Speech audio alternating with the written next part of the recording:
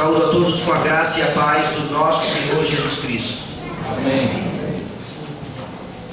Abramos nossas Bíblias em Gênesis capítulo 12.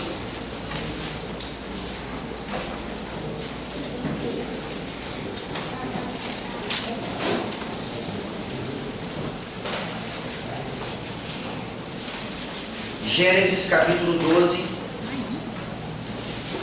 versículos 10 a 20.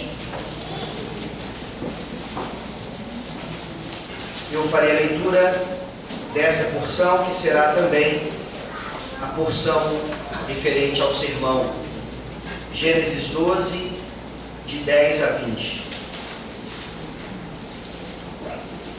Lembre-se que essa é a palavra inerrante do nosso Deus. Havia fome naquela terra.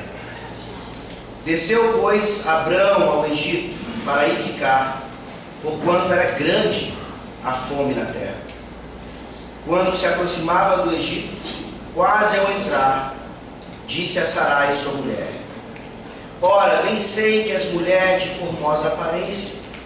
Os egípcios, quando te virem, vão dizer: é a mulher dele, e me matarão, deixando-te com vida. Dize, pois, que és minha irmã, para que me considerem por amor de ti, e por tua causa me conservem a vida. Tendo Abrão entrado no Egito, viram os egípcios que a mulher era sobremaneira formosa. Viram-na os príncipes de Faraó e gabaram-na junto dele. E a mulher foi levada para a casa de Faraó. Este, por causa dela, tratou bem a Abrão, o qual veio a ter ovelhas, bois, jumentos, escravos e escravas, jumentas e camelos. Porém o Senhor puniu Faraó e a sua casa com grandes pragas, por causa de Sarai, mulher de Abrão. Chamou, pois, Faraó a Abrão e lhe disse: que é isso que me fizeste? Por que não me dissestes que era ela tua mulher? E me disseste ser tua irmã? Por isso a tomei para ser minha mulher. Agora, pois, eis a tua mulher, toma e vai-te. E Faraó deu ordens aos seus homens a respeito dele, e acompanharam-no a ele, a sua mulher, e a tudo que possuía. Amém. Amém. Vamos orar.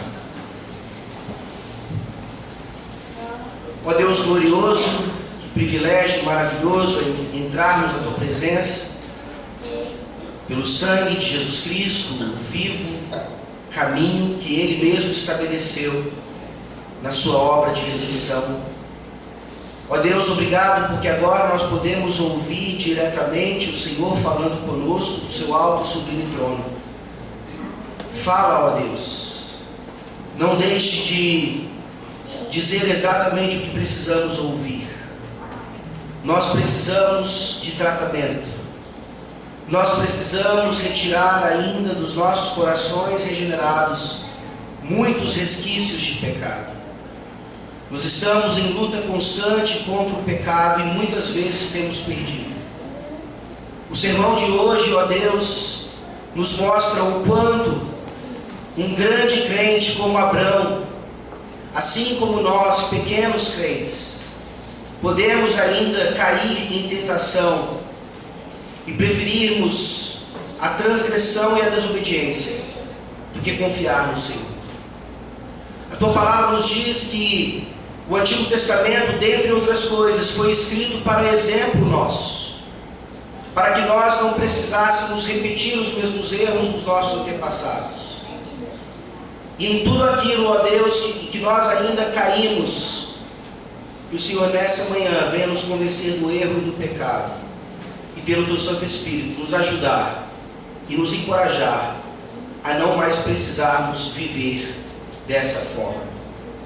Ó Senhor, que bênção maravilhosa é saber que o Evangelho não apenas nos salva, mas ele continua nos salvando.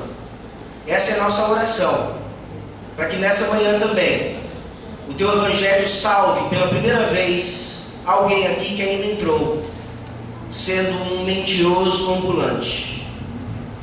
Que essa pessoa conheça a verdade, nessa manhã a verdade o liberte, e ele aprenda que somente em Cristo Jesus a mentira pode deixar de ser uma prática em nossas vidas. É no nome do teu Filho amado, aquele que diz: eu sou o caminho, a verdade e a vida, é que nós oramos. Amém? Amém.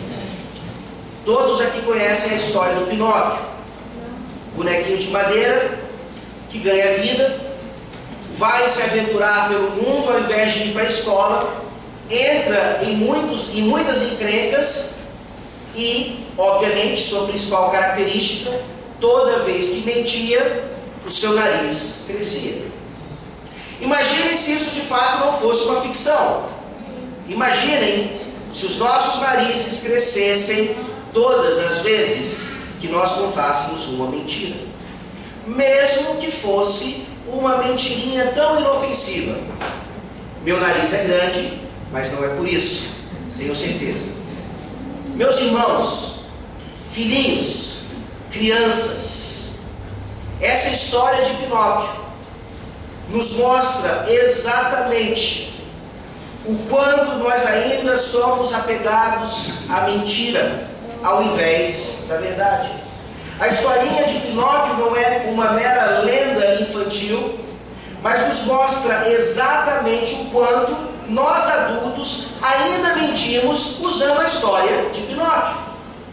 Talvez você já tenha dito para o seu filho, com toda a boa intenção do mundo: filho, não minta, porque se você mentir, o seu nariz vai crescer. E ele põe a mão no seu narizinho, e ele vai crescendo, e ele mente, e o nariz não cresce, e ele mente, e o nariz não cresce. E ao invés de ajudarmos os nossos filhos a de fato entender que a mentira não agrada a Deus, ele acaba se tornando um mentiroso, igualzinho, ou talvez pior do que nós, porque o seu nariz não cresce. Meu pai é um mentiroso, e ele ainda não entendeu que eu já sei isso, e que as suas mentiras só me ajudam a ser ainda mais mentiroso. Ou nós olhamos para os nossos próprios filhos, que muitas vezes não entendem o que nós estamos falando, ou muitas vezes entendem de forma demasiadamente literal o que nós falamos. Filho, não é para você tocar no biscoito. Você sai da sala e quando você volta, seu filho está assim: meu filho, o que foi que eu disse? O senhor disse para eu não tocar no biscoito. Eu estou tentando pegar o biscoito com a minha boca, sem tocar nele. E aqui nós poderíamos dar listas imensas de como a mentira, ela faz parte de nossas vidas diariamente, infelizmente. E aqui nós temos a história de Abrão. Abrão, o pai da fé. Abrão que recebeu o seu chamado e sem pestanejar saiu, mesmo que ficando ali ainda em Harã, demonstrando uma certa insegurança no chamado, mas Deus vem, o chama, reconfirma o chamado e ele sai, e nós vimos que ele perambula por aquela terra prometida com suas tendas e estabelecendo os seus altares. Abrão de fato era crente, sem dúvida alguma. Ele aqui já tinha se convertido ao Senhor, ele aqui já tinha um coração regenerado. Aqui, como nós vimos nos 2 sermões passados, já era um exemplo de fé para nós. Mas assim como as nossas vidas, a vida de Abrão infelizmente era de altos e baixos. A fé de Abrão era um exemplo sem dúvida alguma, mas aqui também a sua falta de fé, os seus erros, os seus pecados nos ajudam a nos identificarmos com Ele, mas mais do que isso, nos identificarmos com a sua libertação, com aquilo que Deus continua fazendo em nossas vidas, apesar de nós, e muitas vezes ainda por causa do nosso contínuo pecado. Nessa manhã, meus irmãos, nesses versículos que nos contam da história de Abrão no Egito, nós vamos aprender mais uma vez que o Deus que não pode mentir, Ele liberta Abrão do Egito. O Deus que não pode mentir, Ele liberta Abrão do Egito. E se em Abrão nós somos chamados, se em Abrão nós somos filhos da fé, aqui também em Abrão nós somos libertados do Egito e de tudo aquilo que acompanha essa noção, esse conceito do Egito. Então, em primeiro lugar, no versículo 10, apesar de Abrão já ter demonstrado uma fé imensa em Deus, uma confiança tremenda nas promessas, o versículo 10 nos mostra a desconfiança de Abrão. Leamos mais uma vez o versículo 10 e a desconfiança de Abrão. Havia fome naquela terra. Desceu, pois, Abrão ao Egito, para aí ficar, porquanto era grande a fome na terra.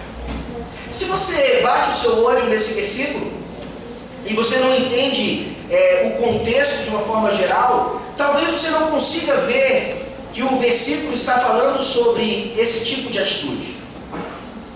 Talvez você pense assim, mas Abrão foi precavido. Abrão, na verdade, está sendo responsável, ele precisava sustentar a sua família, a fome chega naquela terra e ele vai então atrás de um lugar em que ele poderia dar esse sustento para ele e para a sua família. Ele é responsável pelos seus. E aí a gente olha para a intenção do Espírito Santo ao escrever isso e a gente percebe que é exatamente o contrário. Nós vemos aqui Deus começando a dar provações a Abrão para que ele entendesse de fato que as promessas eram verdadeiras. Uma coisa é você ser chamado, confiar nas promessas, sair, começar a jornada cristã. Outra é você entender que a jornada cristã é sempre por fé e mais fé, de graça em graça. Não é apenas uma única fé, não é apenas um único arrependimento, mas constantemente. Tiago diz isso claramente. Deus coloca provações no meio do seu povo para que nós amadureçamos, para que nós cresçamos, para que nós deixemos o leite e queiramos experimentar aquilo que de fato é alimento sólido. Sem dúvida alguma. Aquela fome não foi por acaso, aquela fome foi dada à terra soberanamente por Deus, para que Abrão pudesse mais uma vez se lembrar do que havia sido prometido a ele. Vamos nos lembrar das promessas. Versículo 2 do capítulo 12: de ti farei uma grande nação, e te abençoarei, e te engrandecerei o nome, se tu uma bênção. Abençoarei os que te abençoarem, e amaldiçoarei os que te amaldiçoarem. Em ti serão benditas todas as famílias da terra. E aqui então, Abrão, lembrando-se das promessas, ele olha para as suas circunstâncias e elas não se encaixam. Ele já estava ali, pelo menos nos arredores da terra prometida. Ele teoricamente já havia cumprido parte daquilo que Deus mandara que ele fizesse. O que ele está esperando? As bênçãos. O que ele está esperando? Aquilo que ele vai receber de Deus, para que ele possa ser uma bênção também. Mas na cabeça de Abrão, fome, escassez, não é bênção. Ele precisa então agora, com as próprias mãos, tentar resolver o problema. Talvez ele tenha calculado assim: sim, essa é a terra prometida, afinal de contas, foi Deus quem disse isso, mas ela não parece tão prometida assim nesse momento. Eu posso ir para o Egito, pois afinal de contas lá tem o rio Nilo, tem fertilidade, tem prosperidade. Eu passo um tempo ali, e quando essa terra for uma terra de bênção de verdade, eu volto. Nós não sabemos se é exatamente isso que passou pela cabeça de Abrão, mas nós sabemos que foi algo bem parecido. Ele não consegue enxergar aquela terra, por causa da grande fome que havia nela, como uma terra onde ele deveria permanecer. Esse é o ponto da desconfiança. Abrão aqui falha em não ver, até mesmo na escassez, a bênção do Senhor. Você consegue ver isso na sua vida? Você consegue ver Deus tirando alguma coisa de você e você entendendo isso como uma bênção? Você consegue ver Deus lhe tratando como um pai querido e não lhe mimando, como como nós vimos na semana passada, não dizendo sim a todas as suas súplicas, não dizendo sim a todas as suas petições, mas dizendo para você: eu sei o que é melhor, eu preciso lhe provar, você ainda não chegou no estágio onde eu gostaria, você não consegue ver o quadro inteiro, confia em mim. Abraão não consegue fazer isso. Apesar de já ter manifestado uma fé maravilhosa, ele precisava dar um passo a mais, ele não consegue dar esse passo. Ao fazer isso, ele desconfia das promessas do Senhor tão claras e, consequentemente, ele desconfia do próprio Deus. Como falei, essa atitude parece uma atitude irresponsável, mas é uma desobediência direta a Deus. O versículo diz claramente: ele desceu ao Egito para aí ficar. Talvez eu estivesse sendo bonzinho ao supor que Abraão planejara ir ao Egito, ficar um tempinho e voltar para a terra prometida. Ele provavelmente não tinha isso em mente. Ele queria estar onde o conforto e o sustento fossem de fato inevitáveis. E o Egito oferecia isso para ele. E ele não pestaneja. Ele prefere confiar nos bens materiais e temporários do Egito do que confiar no seu Deus maravilhoso, que disse para ele que cuidaria dele, mesmo na fome, mesmo na escassez. Mas Abraão, assim como nós, preferimos confiar naquilo que nos parece mais certo, ao invés de confiar naquilo que Deus diz. Meus irmãos, essas atitudes, elas nunca acabam bem, você sabe disso. Aqui é o famoso colocar o carro na frente dos bois, dar um passo maior do que a própria perna em relação à fé. Deus não está fazendo a sua parte do pacto, então eu preciso fazer a minha. E você vai ver isso constantemente na vida de Abraão, gerando problemas terríveis lá na frente. Mais uma vez, meus irmãos, Abraão, o nosso pai da fé, está aqui nos ensinando o que é ter uma fé que o faz sair para uma terra que ele não conhecia, e da mesma maneira, o que é desconfiar de Deus, demonstrando incredulidade, e nós não devemos fazer o mesmo. Nós nunca podemos olhar para a história de Abraão e justificar os nossos erros. Se Abraão errou assim, então é claro que eu vou errar também. Não. Se Abraão errou assim, eu preciso entender que hoje, com uma revelação muito mais completa do que ele tinha, com o Espírito sendo derramado de forma ainda mais contundente, com a obra completa de Jesus Cristo, eu tenho a obrigação e o privilégio de não cometer os mesmos erros que Abraão cometeu. Ora, meus irmãos, o texto deixa claro que essas atitudes nunca acabam bem. Tentar fazer as coisas por conta própria, desconfiando de Deus, nos levam para ainda mais pecado, e é isso que acontece aqui nos versículos 11 a 16. Nós temos em primeiro lugar a desconfiança de Abraão, e nós temos agora em segundo lugar a mentira de Abraão. Versículos 11 a 16, e vocês verão que não é só a mentira dele que está sendo descrita aqui.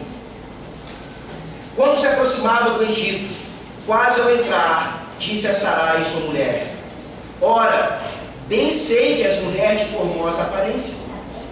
Os egípcios, quando te virem, vão dizer: é a mulher dele, e me matarão, deixando-te com vida. Dize, pois, que és minha irmã, para que me considerem por amor de ti, e por tua causa me conservem a vida. Tendo Abraão entrado no Egito, viram os egípcios que a mulher era sobremaneira formosa. Viram-na os príncipes de Faraó e gabaram-na junto dele, e a mulher foi levada para a casa de Faraó. Este, por causa dela, tratou bem a Abraão, o qual veio a ter ovelhas, bois, jumentos, escravos e escravas, jumentas e camelos. Meus irmãos, o primeiro versículo, o versículo 10 aqui, nos mostra o quanto nós precisamos confiar no Senhor, apesar das circunstâncias que são colocadas em nossas vidas por esse próprio Deus. E quando nós não fazemos isso, da mesma maneira que Abrão, nós vamos tentar continuar essa progressão do pecado, justificando os nossos erros com mais pecado e gerando ainda mais pecado em nossas vidas, assim por diante. Abrão precisava ter ficado na terra prometida, apesar da grande fome na terra. Deus cuidaria dele, sem dúvida alguma, mas ele sai, ele vai, ele busca a prosperidade do Egito. E nós vemos aqui um primeiro pecado, até mesmo antes de sua mentira. Eu ouvi falar de um pastor que estava pregando esse texto e que depois foi repreendido por uma senhora na igreja. Ele falou que claramente Abrão tinha mentido, era um mentiroso. E a senhorinha não se sentiu bem com aquilo. Puxou pelo paletó no final do culto e disse: pastor, o senhor disse que Abrão era mentiroso. Como é que o senhor pode dizer isso? Abrão, o grande Abrão, santo, nosso pai na fé. E ele respondeu: minha querida, é o texto que está dizendo isso. É a Bíblia que está falando isso. O Espírito Santo está aqui, revelando a pecaminosidade, sim, de Abrão. E a nossa pecaminosidade por consequência.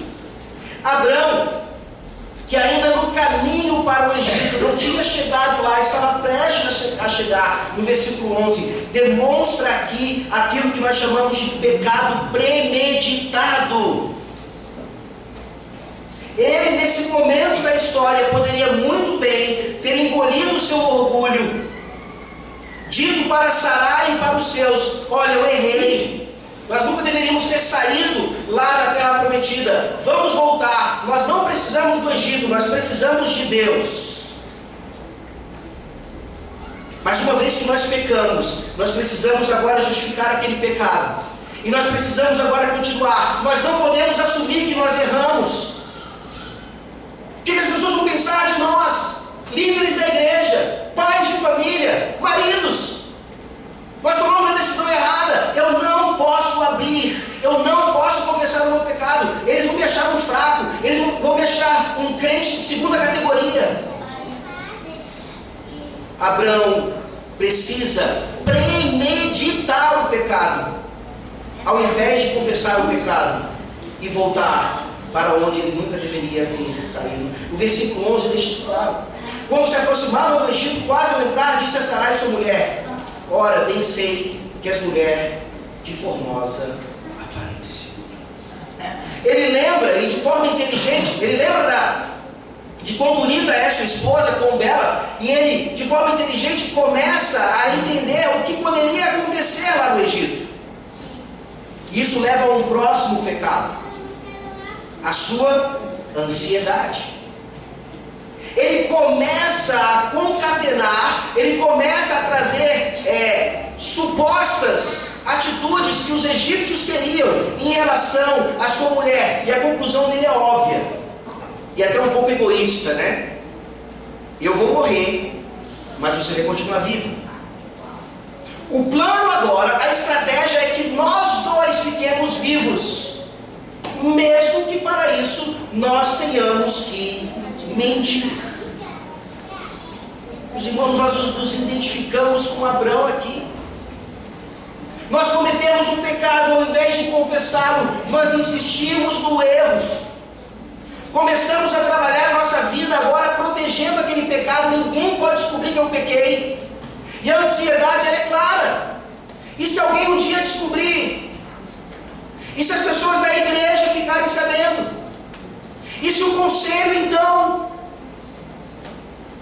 E nós insistimos e ficamos ansiosos e começamos a gerar estratégias ainda mais obscuras e desagradáveis a Deus para acobertar aquele primeiro pecado lá. E Jesus nos ensina claramente: ansiedade é pecado em qualquer circunstância, pois basta ao dia o seu próprio mal. Nós não devemos ter esse tipo de pensamento, e quando ele vem às nossas mentes por meio de tentação, nós precisamos resistir fervorosamente para que não caiamos nesse pecado tão grave e tão comum. A premeditação de Abrão é devido à sua ansiedade, que agora consegue ver a sua própria morte por causa da beleza de sua esposa, e ele não tem o menor pudor, mesmo que ele tenha que mentir, ele vai salvar a própria pele. Ora, é isso que o está governando desde a saída da terra prometida. Ele está tentando salvar a própria pele, ele está tentando salvar a pele dos seus. Que justificativa maravilhosa. E ele sugere então para Sarai, versículos 12 e 13: os egípcios, quando te virem, vão dizer: é a mulher dele, e me matarão, deixando-te com vida. Ansiedade. Dize, pois, que és minha irmã, para que me considerem por amor de ti, e por tua causa me conservem a vida. Abrão descaradamente mente. Mas é uma meia-verdade, pastor. Afinal de contas, Sarai era irmã dele de fato. Sarai, por parte de pai, filha de Tera, era meia-irmã de Abrão. Abrão está dizendo uma verdade e parte então de uma estratégia que vai de fato livrá-lo. Qual é o problema disso? Principalmente para nós brasileiros, que tem uma abertura da Olimpíada cujo tema é gambiarra. O tema da abertura das Olimpíadas foi gambiarra. O Brasil não poderia ter sido mais bem representado do que isso. Nós somos pessoas que precisam fazer gambiarras o tempo inteiro, porque não conseguimos viver pela verdade, não conseguimos ser justos. Nós temos que sempre dar um jeitinho. E Abrão aqui está sendo bem brasileiro, dando um jeitinho que parece usar a verdade. E se uma meia verdade é uma meia mentira, então isso é mais do que suficiente para ser uma quebra do 9º mandamento. Deixe-me ler para vocês, por favor, rapidamente, algumas aplicações aqui do nosso Catecismo Maior, na pergunta 145, quais são os pecados proibidos no 9º mandamento? Não é simplesmente não mentirás, até porque o mandamento diz, não levantarás falso testemunho. A mentira é uma aplicação já do mandamento. Mas prestem atenção, por favor, atentem para as suas próprias vidas. Proibido no 9º mandamento é a falsificação de firmas, falsificação de assinaturas. Você já fez isso alguma vez na sua vida? Você já falsificou um documento, mesmo que fosse para um fim bom? Meus irmãos, há histórias e relatos inacreditáveis de igrejas que falsificaram atas para que o bem maior fosse alcançado, para que o reino de Deus não fosse envergonhado. Olha até que ponto nós queremos ou podemos ir para que o nosso pecado continue não sendo tratado, mas sim escondido e gerando ainda muitos problemas. A supressão da verdade, o silêncio indevido em uma causa justa, conservar-nos calados quando a iniquidade reclama a repreensão de nossa parte ou uma denúncia, falar a verdade inoportunamente ou com malícia para um fim mau, pervertê-la em sentido falso ou proferi-la duvidosa e equivocadamente para prejuízo da verdade e da justiça, falar em verdades, mentir, caluniar, maldizer, detrair, tagarelar, cochichar, escarnecer, vilipendiar, censurar, temerária e asperadamente ou com parcialidade, a má interpretação das intenções, palavras e atos de outrem, adulação e vanglória, elogiar ou depreciar demasiadamente a nós mesmos ou a outros, em pensamento e em palavra, a negação dos dons e das graças de Deus, e assim vai. Tem mais antes e tem mais depois. Mas o que eu já li já é suficiente para nós vermos o quanto a nossa vida, de fato, é uma vida de gambiarra. dos nossos filhinhos até os mais maduros. A nossa vida é cheia de gatos. Parece que nós não conseguimos ter uma vida completamente íntegra. E ao ouvirmos essas coisas, ao sermos repreendidos por essas coisas, a nossa primeira reação não é: que Deus me livre então disso, que Deus me ajude a esclarecer essas coisas, que se for necessário que eu vá até a justiça, para que a verdade prevaleça em minha vida. Mas não. A gambiarra gera mais gambiarra, gera mais gambiarra, gera mais gambiarra, e eu ainda tenho dúvidas do porquê a minha vida é cheia de ansiedade.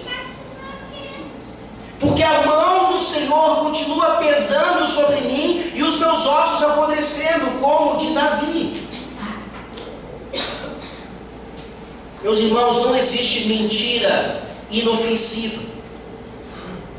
Se você é um crente e lá na sua faculdade você assina a lista de presença pelo seu colega,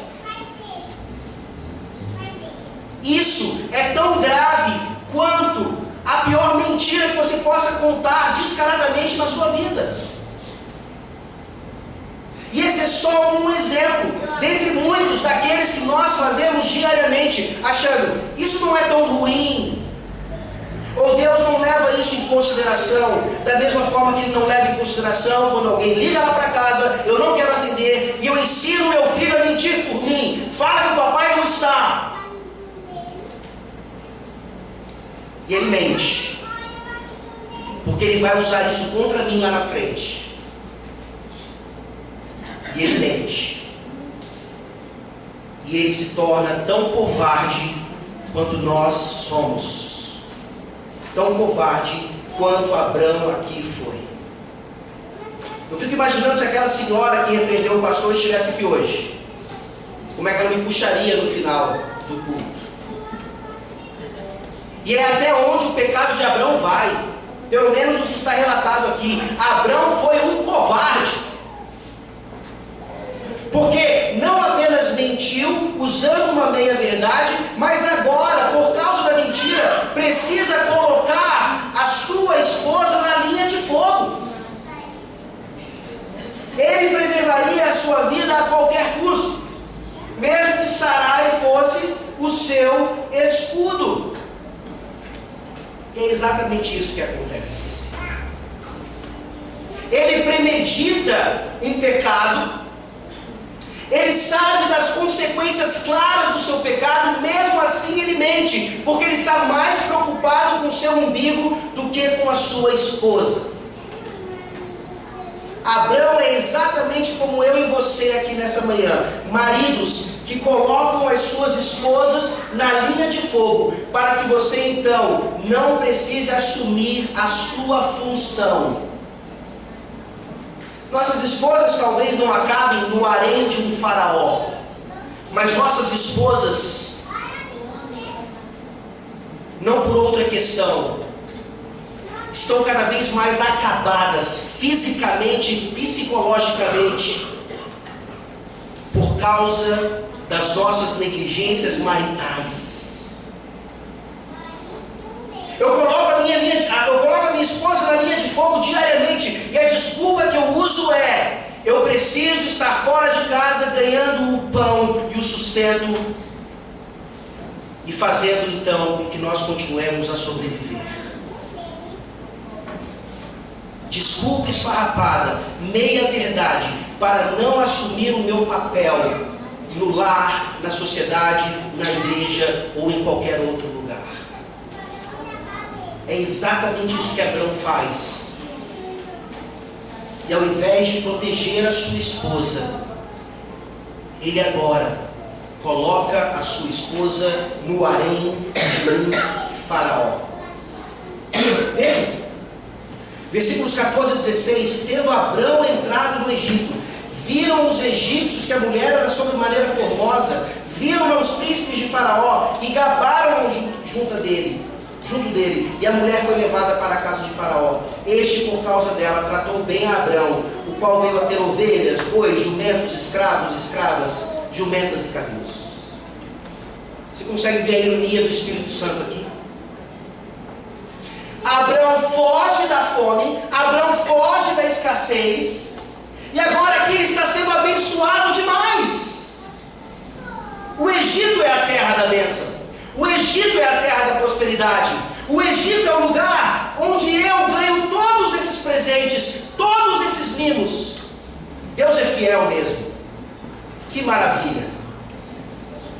Mas ao receber essas coisas todas, onde é que está Sarai?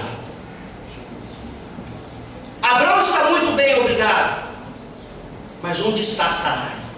Ele não só preserva a sua vida, como agora ele é um homem ainda mais rico. Mas onde está Sarai? E esse é o ponto da passagem. Mais uma vez, Sarai não era apenas estéril. Como é que um descendente vem de uma mulher estéril, de um casal de velhos? Agora Sarai, dentro dessas circunstâncias, por causa do pecado de Abrão, do seu egoísmo, de sua covardia, ela está para sempre presa ao harém de um faraó, onde ela possivelmente morreria, viveria toda a sua vida e morreria. De onde viria o descendente? Esse é o problema, meus irmãos. Quando nós não confiamos em Deus, quando nós aumentamos o pecado após o outro, é porque nós olhamos apenas para o nosso umbigo. Nós não conseguimos nos preocupar nem sequer com o nosso cônjuge, nós não conseguimos nos preocupar nem sequer com aquele que está próximo a nós. Pelo contrário, nós usamos eles como desculpas. E acabamos na mesma situação de Abrão. Um pregador escocês chamado Alexander White, uma vez pregando num texto, e o sermão foi bem duro, bem pesado, e uma de suas ovelhas depois pergunta para ele: pastor, será que os nossos filhos aprendem algumas de nossas virtudes? Será que há esperança nisso? E o pregador, bem sério, disse: com muito treinamento, muito catecismo, muita dedicação, eles acabam aprendendo algumas de nossas virtudes, sim. Mas o problema é que o pecado, para eles aprenderem, é assim. Basta o pecar uma vez e eles já aprenderam a lição. Basta eu contar uma mentirinha inofensiva e eles já aprenderam a lição. E é isso que o livro de Gênesis vai nos mostrar. Que esse pecado de Abrão aqui não se limita a essa ocasião, infelizmente. Nós veremos Abrão fazendo a mesma coisa lá na frente, assim como Isaac, assim como Jacó, assim como os filhos de Jacó, e assim por diante. E nessa manhã eu digo para os filhos aqui, prestem atenção, crianças, não sejam como os seus pais, não sejam como o pai Abrão. Aprendam com os nossos erros, com toda a humildade e respeito. Quando nós pedirmos para que você minta ao telefone dizendo que nós não estamos, repreenda-nos. Mas pai, você está aqui. Mãe, você está aqui. Isso é mentira, mãe. Isso é mentira, pai. Isso de modo algum é desrespeitoso ou quebrar o 5º mandamento. Pelo contrário, nós veremos o Espírito Santo agindo em nossa família por meio de vocês, filhos da aliança, em que nós depositamos a esperança de que a próxima geração seja mais santa e verdadeira e justa do que nós.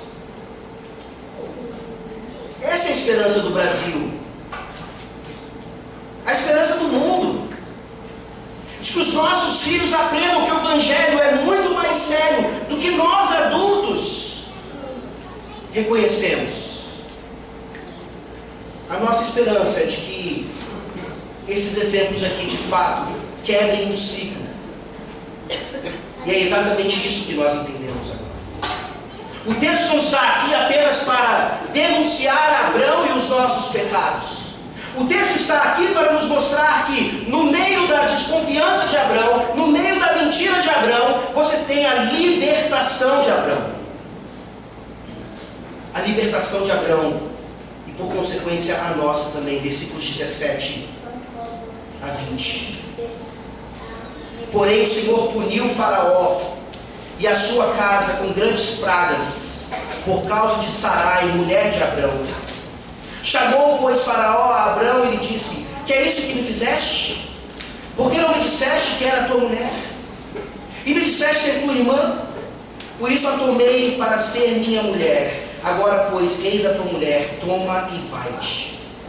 E Faraó deu ordens aos seus homens a respeito dele, e acompanharam a ele, a sua mulher e a tudo o que possuía.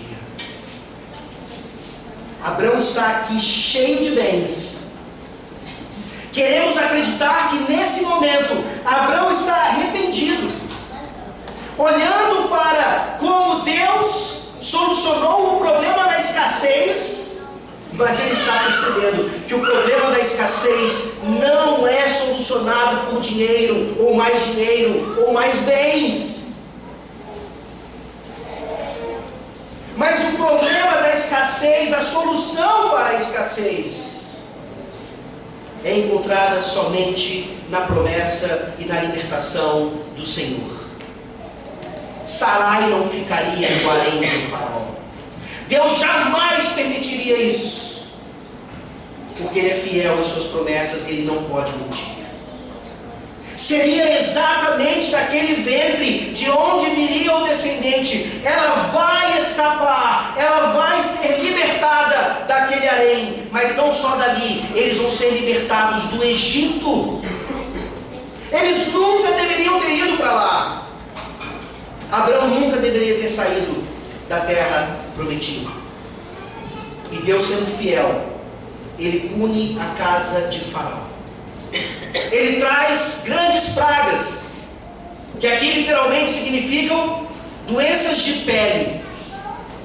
Faraó sabia, assim como os seus, que alguma coisa estava acontecendo. Nós não sabemos exatamente como ele deduz. Existe um comentarista que fala que provavelmente Sara ou Sarai não teve o problema de pele que todos eles tiveram. E eles fazem uma associação. Mas nós sabemos pela revelação então que eles sabem agora que Sarai estava ali indevidamente, por isso foram atingidos com aquela doença de pele. E Faraó, sem pestanejar, vai até Abrão. E ele é mais crente que Abrão. Isso já aconteceu na sua vida? Isso acontece na sua vizinhança? Isso acontece no seu trabalho, na sua escola? Quando você copia o trabalho de alguém, ou faz um plágio, ou alguma coisa indevida no seu trabalho, e você precisa ser repreendido por um ímpio, por uma pessoa que diz que não acredita em Deus, ou tem outros deuses, mas ela olha para você e pergunta: mas você não é crente? Você não é membro lá daquela igreja no centro? E nós percebemos aqui a vergonha de Abrão e a nossa vergonha quando isso acontece. Precisamos ser repreendidos pelos ímpios, porque nós não entendemos as promessas do Evangelho, que eles nem sequer têm. Olha a repreensão de Faraó: que é isso que me fizeste, versículo 18? Por que não me disseste que era ela tua mulher, e me disseste ser tua irmã? Por isso a tomei para ser minha mulher. Agora, pois, eis a tua mulher, toma e vai-te. Faraó, o ímpio, o idólatra, aquele que achava que era o próprio Deus, ele tem gravado no seu coração o não adulterarás. Por incrível que pareça, Faraó já sabia desde a criação que tomar a mulher de outro é indevido, principalmente principalmente se esse outro tiver recebido uma promessa de que Deus o abençoaria ou amaldiçoaria aqueles que o amaldiçoassem. Faraó sentiu isso na pele, literalmente. Claro que ele não está devolvendo Sarai aqui simplesmente por boa vontade, simplesmente porque ele é biblicamente ético, não. Ele temia o Deus de Abraão, ele temia o Deus que certamente libertaria Sarai de qualquer maneira. Ele não quer guerra, ele não quer batalha contra esse Deus. Ele é mais crente do que o próprio Abraão. Ele entende melhor a pessoa de Deus do que o próprio Abraão. E é isso que acontece conosco todas as vezes que nós precisamos ainda ser admoestados por aqueles que nem sequer em Deus confiam. E aqui nós temos a libertação de Abraão. Tudo isso acontecendo. Mais uma vez a Bíblia não deixa isso claro. Mas nós queremos entender que sim, que o Espírito Santo dá aqui a Abraão uma consciência que o leva a um arrependimento. O que foi que eu fiz? Mais uma vez a redenção ficou por um triz. Tudo por causa do meu pecado, tudo por causa da minha ansiedade, tudo por causa da minha desconfiança e desobediência. Mas glória a Deus, porque Ele é fiel, mesmo quando nós somos infiéis. Glória a Deus, porque aqui, na pessoa de Abraão, Deus já está nos dando em Gênesis 12, muito antes lá do Êxodo. O Êxodo dos filhos de Deus saindo do Egito. Esse texto não está aqui por acaso, meus irmãos. Abraão não foi para o Egito por acaso, só porque lá tinha o rio Nilo, ou porque era a terra mais próspera, próxima dele. Não. Deus já estava preparando o seu povo para entender que do Egito Ele chamaria o seu filho. E é isso que nós estamos entendendo aqui nessa manhã. Claro que Abraão não tinha essa compreensão. Claro que Moisés, quando está escrevendo esse texto, já lá depois do êxodo real, literal, ele não tinha tudo isso em mente. Mas nós temos, ou pelo menos deveríamos. Nós temos a Bíblia inteira ao nosso dispor. É impossível ler Gênesis 12 e não fazermos essa conexão. Porque Gênesis 12 não está aqui apenas combatendo a mentira. Gênesis 12 não está aqui apenas dizendo que nós precisamos fazer um compromisso melhor com a verdade, que nós devemos odiar até as mentiras inofensivas. Sim, sem dúvida alguma, aplicações maravilhosas para as nossas vidas. Mas esse texto está apontando principalmente para a nossa libertação. Para aquele no qual nós teríamos o nosso êxodo. E é sobre esse que eu queria falar com vocês, rapidamente agora, Mateus capítulo 4.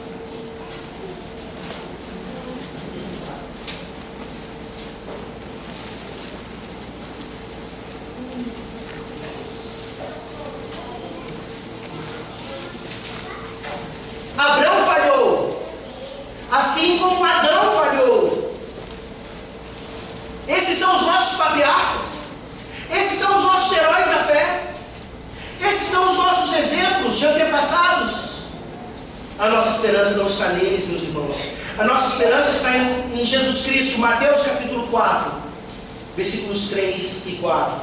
Então o tentador, aproximando-se, lhe disse: se és filho de Deus, manda que estas pedras se transformem em pães. Jesus, porém, respondeu: está escrito, não só de pão viverá o homem, mas de toda a palavra que procede da boca de Deus. Exatamente a mesma circunstância. Jesus ali faminto, Jesus em jejum durante muitos dias. É claro que ele tentava transformar aquelas pedras em pães, mas se ele fizesse isso, a vitória seria de Satanás. E ele não só responde adequadamente, como da boca dele sai nada mais, nada menos do que a verdade. Enquanto da boca de Abraão sai mentira após mentira, da boca de Jesus Cristo, o filho de Abraão, sai a verdade. E ali começa aquilo que o Novo Testamento chama de o êxodo de Cristo. O que lá na transfiguração vai deixar claro, quando Moisés e Elias estão conversando com ele sobre o êxodo de Cristo, que na cruz do Calvário aconteceria cabalmente. A libertação de Adão, de Abraão, dos patriarcas, do seu povo, por meio daquele que foi só verdade, nada mais do que a verdade, e foi morto exatamente por causa da verdade. Gênesis 12 nos aponta para a realidade de que realmente Abraão saiu do Egito